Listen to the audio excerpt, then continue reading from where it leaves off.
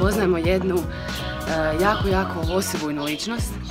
On je profesionalni fotograf, kolekcionar satova, kolekcionar penkala s kojima su nekada pisali naši djedovi i kolekcionar sunčanih naočala koje su prije 50 godina nosile hollywoodske dive.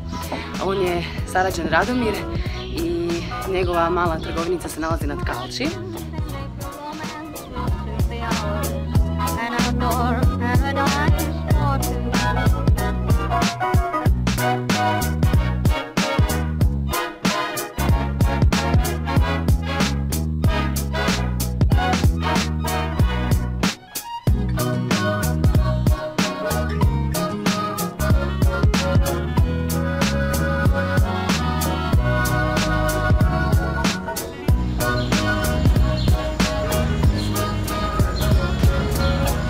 Ovo je moj dom.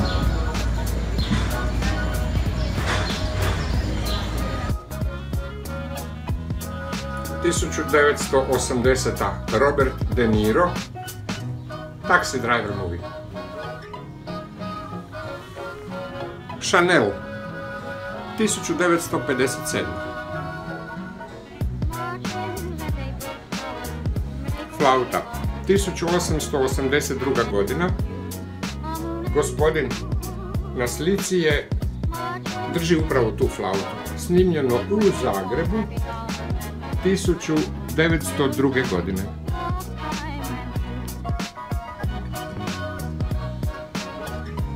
Gospodin Jan Anderson iz male grupice koja se zove Jethro Tull 70. godine, prog rock. Jedna od njegovih flauta na kojima je počeo svirati.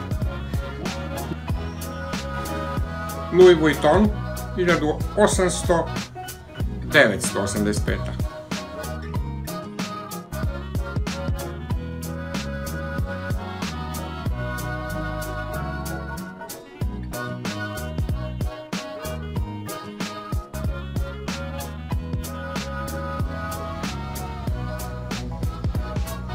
Boris Lajner, bubnjar, Azra, moj portret.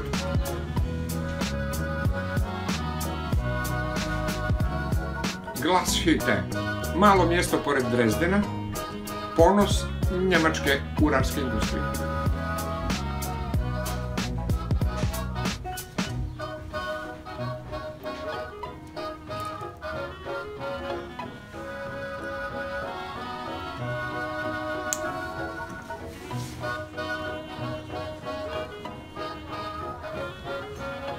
Waterman Briar, naliv pero koje je na eBayu $850, u mom skromnom dućanu 2000 kuna.